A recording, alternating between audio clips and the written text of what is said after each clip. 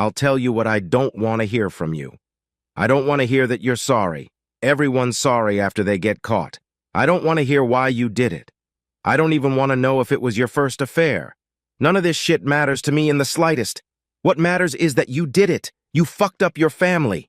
That's right, you didn't just cheat on me. You cheated on our 4 kids. They won't have a chance at a normal childhood. You cheated on both our parents. Now the kids won't have a normal grandparent-grandchild relationship. You screwed your whole family, and for what? Fuck you. Just fuck you. As far as I'm concerned, you're a lying, cheating piece of shit, but I talked to a lawyer like you suggested, and she confirmed that what you threatened me with would be the likely outcome. So my life is going to be miserable for the next 10 years. Imagine my shock when I discovered that, according to the law, you were the one who ruined us. But I will be the one punished. Rick, honey, please, I didn't threaten you. That's not what I meant. You have to believe me. I was trying to rationalize the reality of our lives. Okay, I'm a lying, cheating whore, but do our 4 children deserve to pay the price for my behavior? I realize the kids come first. But apparently, in your world, ruining my life is just collateral damage.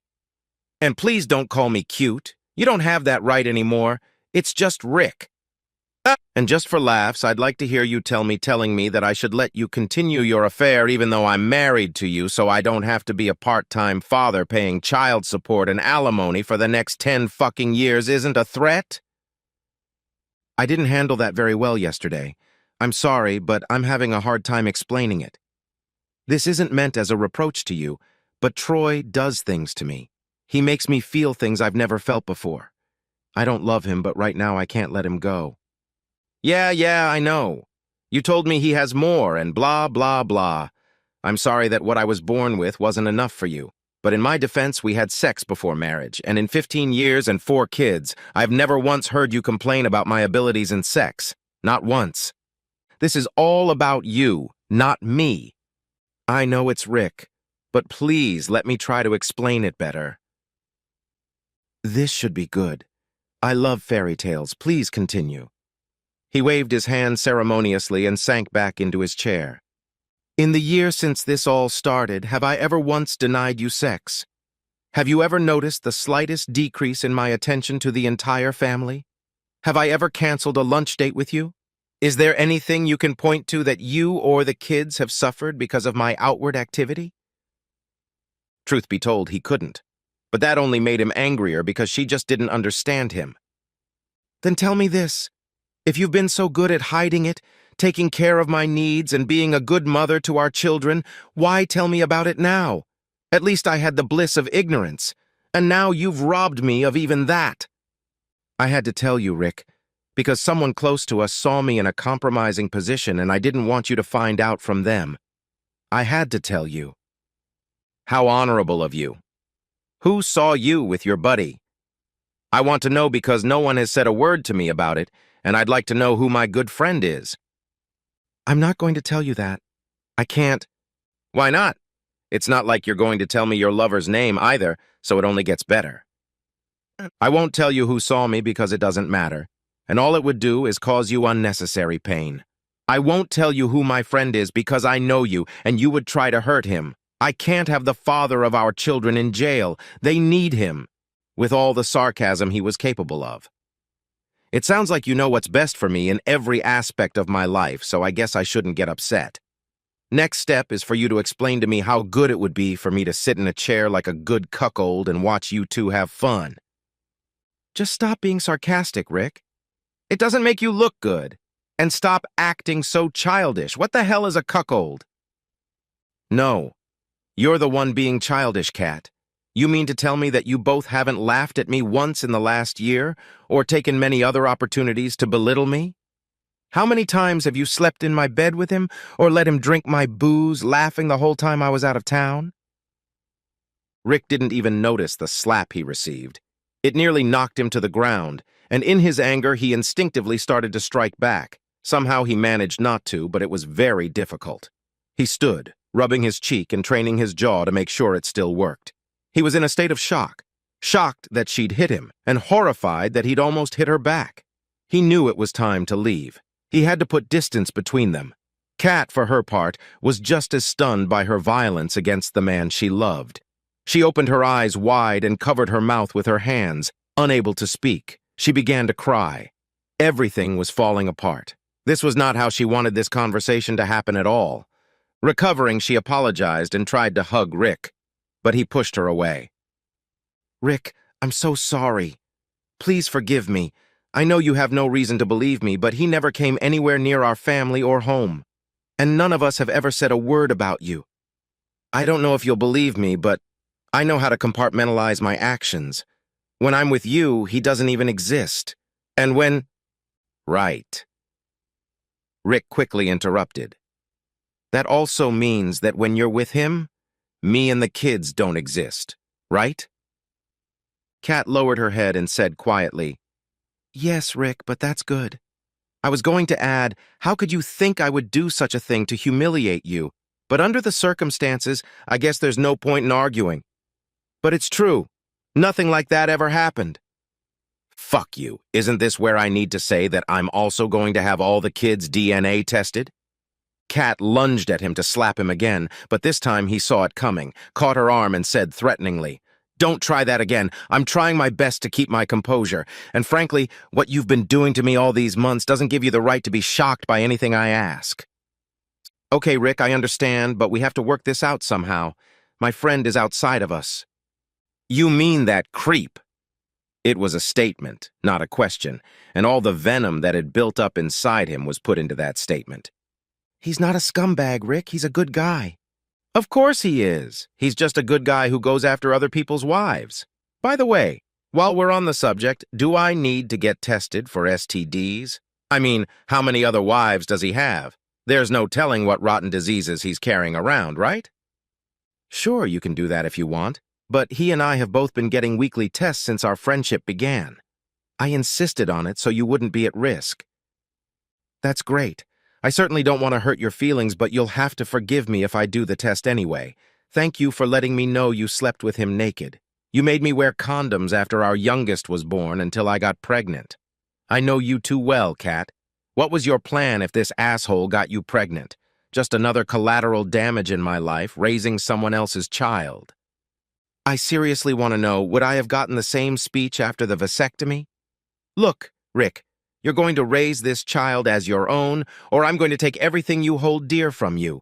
Is that what I have to expect?" "Of course not. That's never going to happen. Can't we just focus on how we're going to solve our problems as adults?"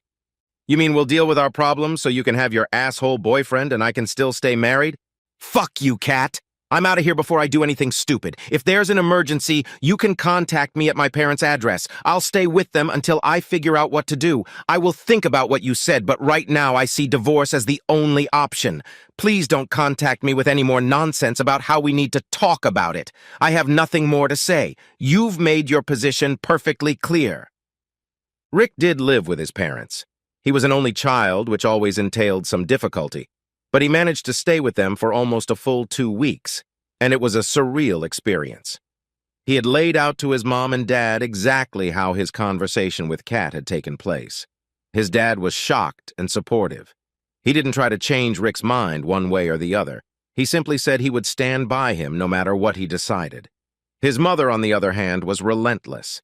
Even as a small child, Rick had never given much thought to who was in charge in the family. His mother was in charge, and she started attacking him as soon as he finished his story. "Oh, come on, Ricky." She never stopped calling him that. "It can't be that bad. You have 4 beautiful children who really need you. You just have to find a way to coexist with Kat. I know she loves you." "Mom, did you get that right? She's having sex with another man and she wants me to get over it." "Ricky, listen to me. Divorcing her is a permanent solution to a temporary problem. In a few months, she will get over her infatuation with another man and realize what she has at home. Don't divorce her. I know you can work things out." She continued to talk about it day and night. Often she would cry, begging him to reconsider the divorce. Sometimes she would even launch into a good old-fashioned line, "I'm very disappointed in you, Ricky. We raised you better than this." The worst thing she said, and admittedly she apologized right away, but it still hurt him terribly. Ricky, if you don't go back to Kat and work things out together, I will never forgive you. Rick knew that his parents loved their grandchildren to death, but he had also noticed that whenever his mother started talking to him, his father tended to disappear from the room. When it was just the two of them, his father would remind him that he would support whatever decision he made, but he never said anything like that when his mother was around. In the end, Rick came to the conclusion that keeping the family together was the best decision. He didn't have many options anyway. He felt like a bird trapped in a cage. He could see the big world outside, but he couldn't find a way out, so he just decided to suck it up and make the best of a bad situation. So he headed home. Look, Kat, I've decided to stay.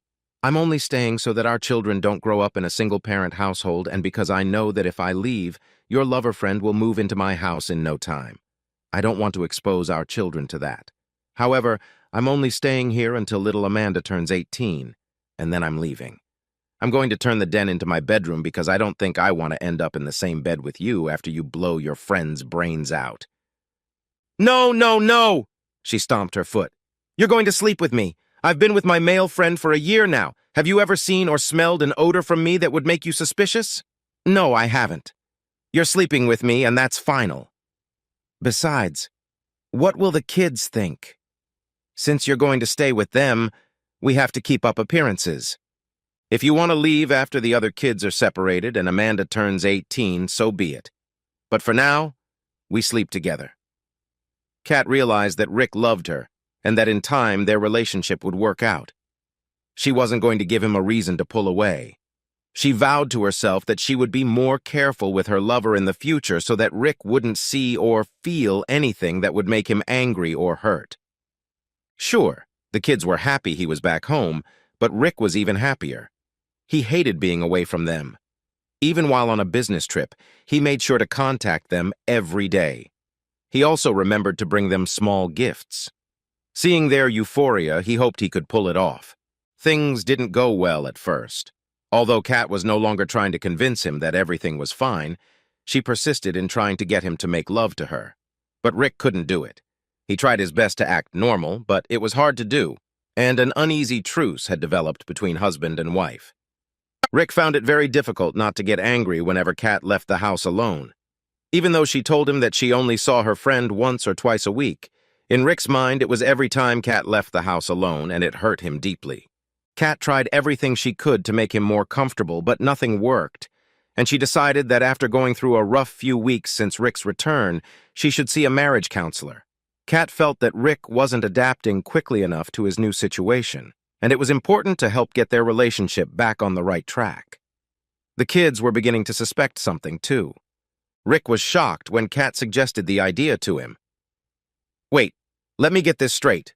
You want me to go to marriage counseling with you so I can feel better about you sleeping with other guys? Seriously? He laughed so hard he started to hiccup, but suddenly Kat saw a grim expression appear on his face, and he immediately became quiet and very serious, saying, You know what, Kat? Maybe this isn't such a bad idea. We should do it. Rick had several reasons to agree. Mostly, he was curious how Kat was going to present having a boyfriend to the counselor as a way to make their marriage stronger. Either way, it would be interesting. But I have to pick the counselor. He didn't want some New Age son-child with a New Age head telling him about the merits of polyandrous relationships. Kat readily agreed, and for some unfathomable reason, excitement swept over her, and she looked forward to this moment. Rick had only to shake his head, marveling at the depth of her delusions. Kat was amazed at the success of the counseling sessions. After 2 or 3 sessions, Rick became much more affectionate at home. He didn't yell at her or pout. Frankly, the counselor was also amazed. In essence, all he did was explain to Rick that it didn't matter what the societal norms were, it only mattered what he and Kat considered normal. In his practice, he had encountered situations like this more and more often, and they had never led to a good outcome. At the end of 10 sessions, he thought he should write an article and submit it to Psychology Today. Perhaps it would help couples across the country. And that's how life went on in Rick and Kat's family. Theirs was by no means a fairy tale marriage, but they got along just fine and worked together to give their children the best childhood they were capable of. To the casual observer, It seemed that their marriage was better than most. Almost immediately after counseling ended, their loving relationship returned to normal. Rick and Kat never talked about her male friend again. Rick realized he was ignoring the obvious, but saw no good reason to bring it up. A serious incident occurred that upset Rick so much that he almost broke their agreement.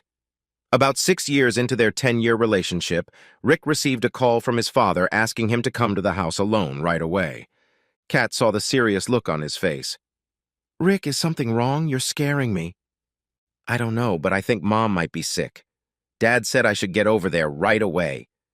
"Well, wait, I'll come with you." "No, he said for me to go alone." Kat looked worried, for she loved his parents almost as much as she loved her own. "Okay, but please let me know what's going on as soon as possible." He promised he would let her know and set off for his childhood home. When he arrived, both parents were sitting in the front room. His father looked angry and his mother was clearly crying. This only made him more anxious. Dad spoke first. "Rick, I want you to know that I only found out about this yesterday and I'm very angry with your mother." And he left the room. "What's going on, Mom?" "Ricky, I have to tell you something and it's going to hurt you. I never wanted this. I just wanted to keep your family together. You know I love my grandchildren so much." "Just tell me, Mom." "I was the one who saw Kat and her boyfriend all those years ago. I saw them leaving the hotel room one day when I was meeting Doris for lunch." "What? And you never told me. How could you do that to me?" "Honey, the kids were just babies. They needed both parents." She continued to speak, but he couldn't hear the continuation of her words. He was stunned. His own mother. Rick got up and left without another word. When he got home, Kat nervously peppered him with questions, but all he said was that his parents were worried about whether we had enough money to pay for college for all the kids. I told them we were still working on it, but trying. They said they would help in any way they could. They're just getting old and worried. I guess that's what old people do. Well, thank goodness. I hope you told them not to worry anymore. Rick just nodded his head and went to the backyard. Rick's relationship with his mother was never the same. They still saw each other, usually with the grandchildren and Kat. But the close relationship she had with her only child was gone forever. The same thing had happened with his parents' marriage. His father actually left the house for about a month. So upset was he by his wife's cheating. Unfortunately, his father passed away about a year after that encounter. He died a sad man, and it bothered Rick a lot.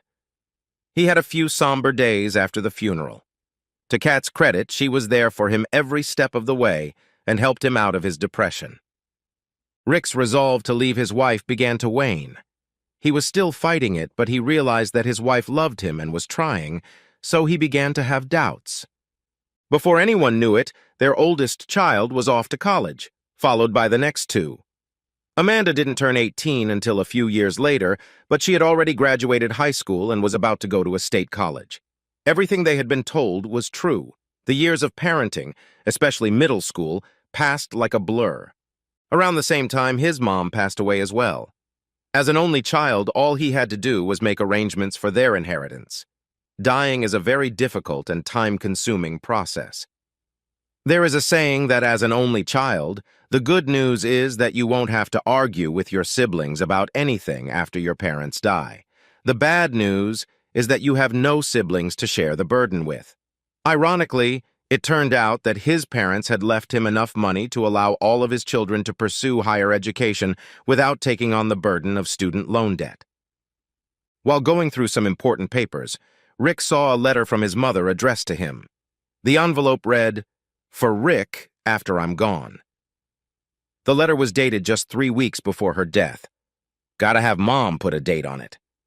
He slipped the envelope into his shirt pocket and decided to read it later. Shortly after his mother's death, Rick had essentially decided to stay with Kat. The resentment and anger were gone, and he felt his life was better than most, so why rock the boat? Plus, he had seen how lonely his mother was, and it worried him that the same could happen to him if he left Kat. Amanda was the only child in the house, and he was already starting to suffer from empty nest syndrome. Rick tossed the letter in his desk and forgot about it for a few weeks. One day, while digging through his desk drawer, he saw it and decided to read it. What he read shocked him, but he had a hard time believing it all the way through. That's the trouble when you start lying. Trust is lost, and you wonder about motives. Was the content of the letter true, or was his mother just trying to make herself look better after her death? He decided to destroy the letter and not say a word. It was less than a year until Amanda would turn 18 and head off to college. But he thought of her often, and it affected his decision-making about his future. The day after Amanda left for school, Rick met with Kat. "Kat, I met with a lawyer and I'm going to divorce you. You can go to her office to sign the papers or I can bring them to you.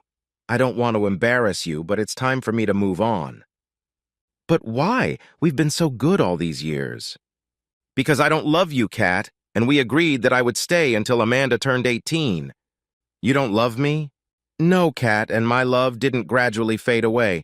It stopped the moment you threatened me. I'm obliged to leave as we agreed 10 years ago. I know our paths will still cross because of children and grandchildren, so I'll be polite. But it's over between us." "Come on, Rick, you mean all those times we held hands? The countless times you told me how much you loved me and the lovemaking wasn't real? I know the difference between sex and love, and you made love to me. It took a little while, but after a few months your revenge sex turned from revenge sex to sex and then to lovemaking. I know that's what happened." "I lied to you, Kat. It was an act. And do you know why?" Kat was openly crying now. She said nothing, only shook her head negatively. "Because I realized something in a fairly short period of time, and it came down on me like a brick hitting me. You can divorce me at any time, for any reason. Why do you think I agreed to counseling? We live in a no-fault state. You could file for divorce just because I forgot to take out the trash or forgot your birthday. What if over time you fell in love with your boyfriend? Either way, the result would be the same. I'd be a part-time dad. You had all the power in our relationship. I couldn't risk it, so I tried to be the best father I was capable of and pretended with you." "I don't believe you. I know you love me. I know you love me. I would never do anything like that to you." She was screaming hysterically and sobbing uncontrollably. Maybe now she was finally realizing the depth of what she had done. "Wait, please, Rick. There's something I have to tell you. I haven't seen my boyfriend or been with anyone but you in almost 10 years. "Yeah, like I believe that. That's pretty desperate even for you, Kat." Rick really felt that Kat was willing to say or do anything to get what she wanted. "I swear it's true, Rick. I've been a completely faithful wife to you since a few months after we talked." "Why? And what happened? You never said anything to me." "I figured you wouldn't believe me anyway, so I didn't say anything. As soon as I told him that you now understood our relationship, he started to change. When we were together, he started belittling you, calling you a weak cuckold. He started telling me I should cut you off and said all sorts of perverted things when we were together. Eventually, one day I got tired of it and I slapped him and left. I never came back, and I've never been with anyone else but you." "How many times did you slap him?" "Just once, and why?" "For no particular reason. At least he and I are equals in that." "So all these years you've just kept it to yourself?" "Yes, Rick.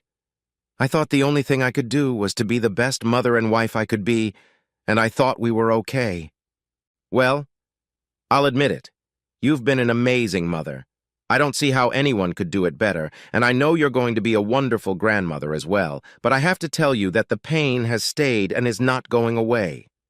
I also want to commend you for trying to be a good wife. I know that the closeness that was between us before your affair never returned, but I know that you tried and that you care about me. And yet it never became anything more than just two friends with benefits to me. Please, Rick, you have to stay. Please don't leave me. I'll do anything you say not to lose you. Please, I'm begging you." "Okay. Kat, then answer me one question. A few years ago, I found out that my mother was the one who saw you with your lover." Kat pretended to be shocked by this revelation. "Did you ever talk to her about it?" After a pregnant pause, she replied, "No, honey. I had no idea your mother had seen me." "That's odd, Kat. She told me that you met with her that same day and threatened that if she told me about it, she would be blamed for the breakup of our family and that you would make sure she never saw her grandchildren again. I didn't do any of that. I don't know, Kat. That sounds a lot like what you told me 10 years ago. The problem with what you're telling me is that I don't believe you. I'm sorry, but there's nothing you can say to make me stay. Anyway, it's time for me to do something for myself. I've spent all this time here for the kids, and now it's my time. Goodbye, Kat. Kat fainted and sobbed uncontrollably, but Rick was unfazed. He left the house for the last time. That same day, he began receiving angry and emotional calls from each of the children, asking why he had left their mother. Before answering, he asked each one a simple question. Was I a good father? They uniformly assured him that throughout their lives he had been a wonderful father. He was moved to tears by their recognition of his accomplishments. When he got his emotions under control, he told them the whole truth, including their grandmother's role in the affair. He didn't procrastinate and he didn't sugarcoat anything. He explained that he almost left anyway because the anger and shame overwhelmed him. They understood, thanking him for staying with them. Although they maintained a relationship with his mom, they were never the same again.